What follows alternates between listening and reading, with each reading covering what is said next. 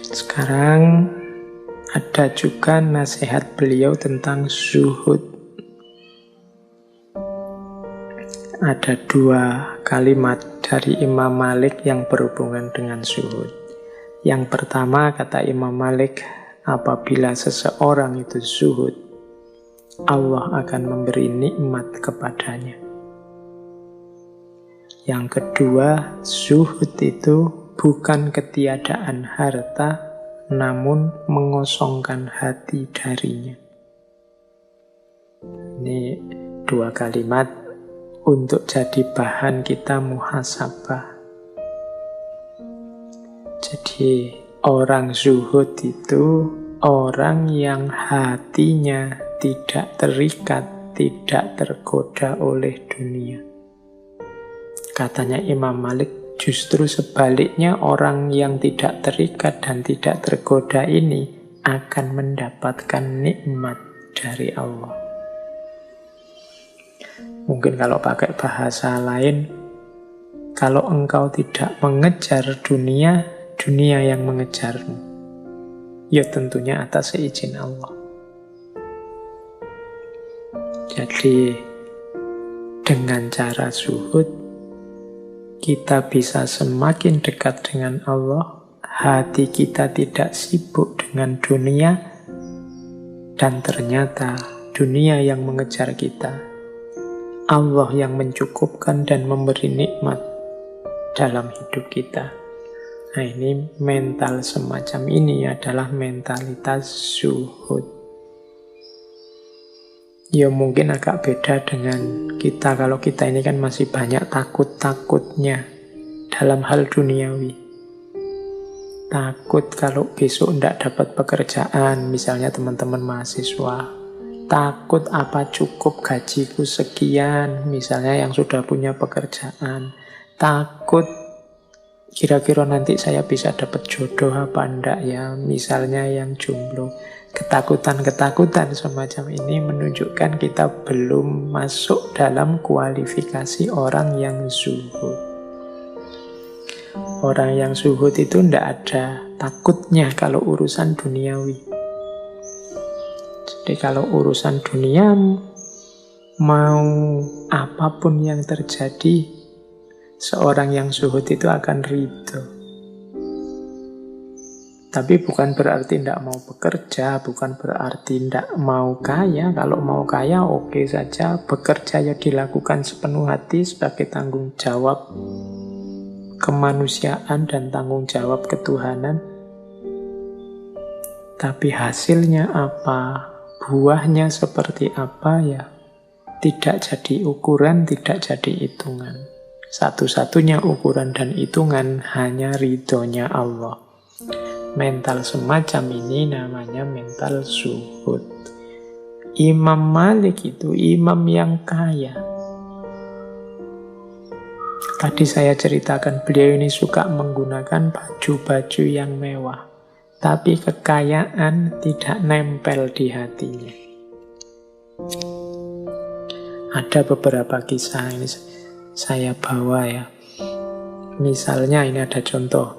Ada ceritanya Imam Malik. Jadi Imam Malik ini punya tabiat kalau orang memberi hadiah, ya diterima. Tapi hadiah itu tidak membuatnya terikat, tidak membuatnya terpengaruh, bahkan kalau mungkin dikembalikan lagi. Jadi ada cerita, suatu hari beliau ini oleh wali kota Madinah diberi hadiah kuda yang indahnya luar biasa, pelanannya mahal. Nah, kuda ini oleh beliau diikat di depan masjid. Wah, semua orang kagum, termasuk Imam Syafi'i. Imam Syafi'i melihat kuda itu, wah luar biasa ini guru. Kudanya tangkas sekali, kudanya hebat sekali. Imam Malik tiba-tiba saja bilang, huwalak. Huwalak itu ya, sudah ambil saja. Oh. Padahal banyak orang kagum, banyak orang berdecak melihat kuda yang indah itu. Tapi bagi Imam Malik, itu bukan sesuatu yang nempel, bukan sesuatu yang harus dipertahankan mati-matian. Tidak kok. Imam Syafi'i dicarikan kudanya yang lain yang tidak selevel itu, ya enggak. Ada orang suka langsung diberikan saja. Itu menunjukkan dunianya enggak nempel. Loh, tapi kan pemberiannya masih diterima. Ya, pemberian diterima itu kan kemungkinan dalam rangka membahagiakan orang yang memberi. Jangan lupa, kebahagiaan itu tidak cuma saat diberi, tapi kebahagiaan lebih besar itu kebahagiaan memberi. Maka memberi kesempatan orang untuk bahagia dengan berbagi itu bagi saya juga termasuk kebaikan. Jadi kadang-kadang kan banyak kita yang melihat para ulama itu loh, pekerjaannya apa sih? Kemudian kita vonis mereka, wah mereka itu cuma nunggu sangunya dari orang-orang yang sowan, orang-orang yang datang. Insya Allah para ulama itu mentalnya seperti Imam Malik ini. Pemberian akan selalu diterima dengan pertimbangan bahwa orang memberi itu punya kebahagiaannya sendiri. Orang memberi itu ada kepuasannya sendiri. Plus pemberian itu tidak akan nempel, tidak akan melekat ke mereka. Kalau saat itu juga ada orang butuh, pasti pemberian tadi akan diberikan pada yang butuh. Sebagaimana Imam Syafi'i begitu lihat kendaraan yang luar biasa, ya langsung sama Imam Malik, ya sudah kalau kamu suka, bualah, ambil saja. Kuda itu buatmu. Nah, ini contoh sikap yang tidak terikat oleh dunia. Ini yang disebut mental zuhud. Kaya raya tapi batinnya adalah batin yang zuhud. Ada cerita lagi. Suatu ketika Imam Malik ini dikirimi uang 1000 dinar oleh Khalifah Al-Hadi. Nah, Imam Malik sudah curiga ini, karena yang memberi Khalifah mesti ada pamrihnya. Nah, dalam kasus seperti ini, oleh Imam Malik, uang ini disimpan baik-baik, tidak disentuh sedikit pun. Suatu ketika Khalifah datang ke Madinah. Setelah menunaikan ibadah haji, mengunjungi Imam Malik. Nah, sambil datang ini membawa salam tempel kalau sekarang namanya ya.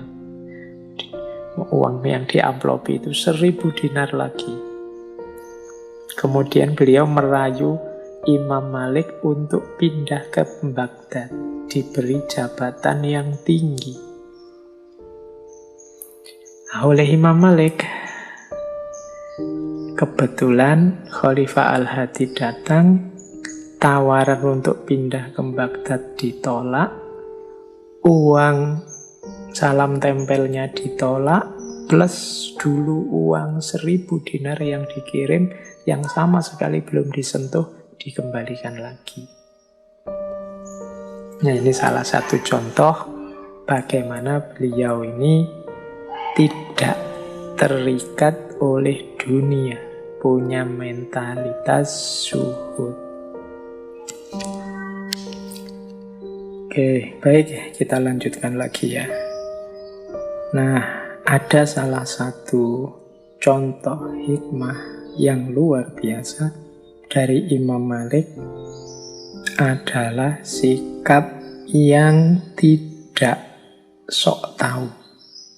Jadi Imam Malik ini dikenal punya kalimat idola, yaitu la adri, atau aku tidak tahu. Dan ini banyak sekali cerita-cerita tentang tabiat sangat tawaduknya Imam Malik. Jadi beliau ini tidak mengklaim dirinya tahu segala hal. Kalau memang ada pertanyaan yang beliau tidak tahu, beliau tidak malu-malu jawab, saya tidak tahu. Dan tidak akan ngarang-ngarang jawaban untuk menghibur orang biar kelihatan pinter. Atau biar orangnya puas, enggak. Kalau enggak tahu ya enggak tahu. Karena urusan ilmu tidak bisa sembarangan. Ada cerita seorang laki-laki dari jauh, dari tempat yang jauh datang pada Imam Malik tentang satu masalah. Imam Malik menjawab, la uhsinuha. Jadi, la uhsinuha itu artinya aku tidak ngerti masalah itu dengan baik. Bayangkan, ini tidak sekedar tidak tahu. Aku tahu, tapi pengetahuanku belum tuntas. Makanya jawabannya la uhsinuha. Aku tidak ngerti masalah itu dengan baik. Nah, laki-laki ini mendesak. Karena mungkin bayangannya dia kan ini ulama besar, masa tidak tahu. Tolonglah, aku telah melakukan perjalanan jauh untuk bertanya kepadamu tentang masalah ini. Imam Malik terus menegaskan, ketika engkau kembali ke tempat tinggalmu, kabarkan pada masyarakat di sana bahwa aku berkata kepadamu, la uhsinuha.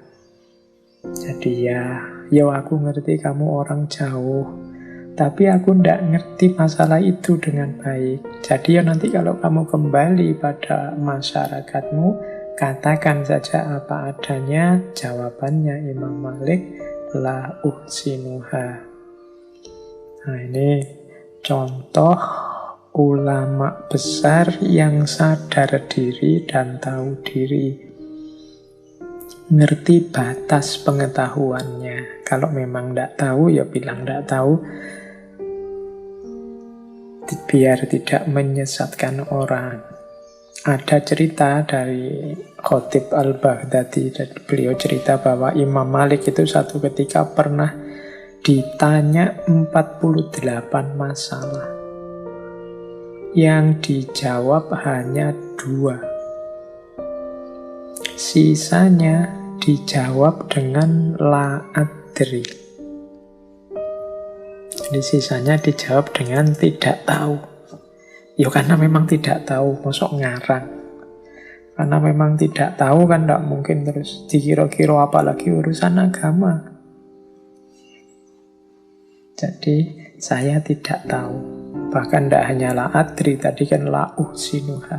La uhsinuha itu jane yang ngerti, tapi belum tuntas. Aku belum tahu dengan baik. Nanti saja kalau sudah dicek sampai baik, baru berfatwa. Kalau memang belum tahu, ya belum tahu. Makanya ada satu quotes yang luar biasa dari kalimatnya Imam Malik, Junnatul alim qauluhu la adri. Jadi bentengnya orang alim adalah kata-kata la adri. Aku tidak tahu. Nah ini cuma ya bukan berarti terus ini menyembunyikan ilmu. Ya kalau tahu ya disampaikan tahu. Tapi kalau tidak tahu jangan gaya tahu. Apalagi ngarang-ngarang. Kalau filsafat sih ngarang tidak masalah. Lahir filsafat yang baru. Tapi kalau agama kan kita tidak bisa ngarang.